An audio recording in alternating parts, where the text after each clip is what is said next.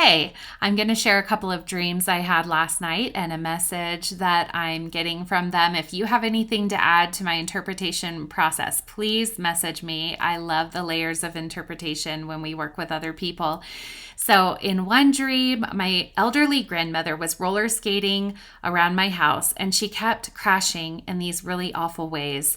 And her mouth was bloody. Her teeth were broken. Some were falling out. It was awful. I was begging her to stop, but I knew that she had received advice that roller skating everywhere was a good way to build balance.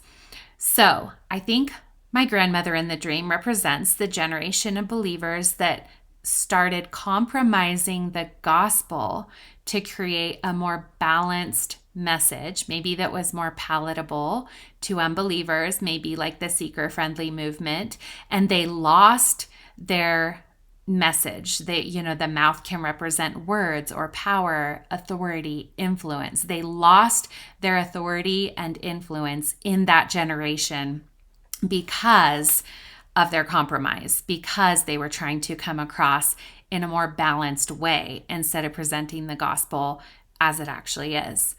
In another part of the dream, I was in this elevated place, kind of like a terrace, looking down on this busy city. And I think that represents being in the spirit versus in the world.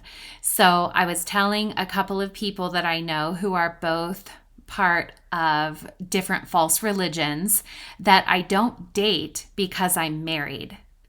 And so I think that represents the prognosis of coming back to our first love. When we receive Christ, there is so much imagery in the Bible of bridal covenant. We become the bride of Christ. We're making a commitment of love to one at the exclusion of all others. And there's nothing very balanced about that message. There's nothing very balanced about getting married. Granted, we learn how to be married and we learn how to live that out once we become married, kind of like you learn how to parent while you're parenting. So we walk that out and work that out through the rest of our lives. But that initial commitment, it's a commitment of love. It's a commitment of loyalty to one at the exclusion of all others. So I think this dream is representing a call back to covenant relationship with God and a call back to sharing the gospel for what it really is, not watering it down, not compromising, not trying to make it more balanced to get people to come.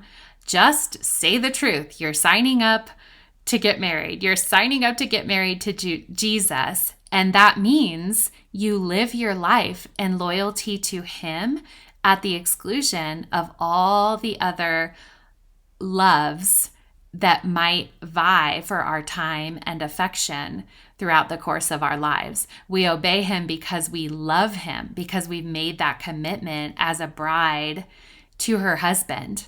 So that's the dream I had last night. If you have anything to add to that, please do. Thanks for listening.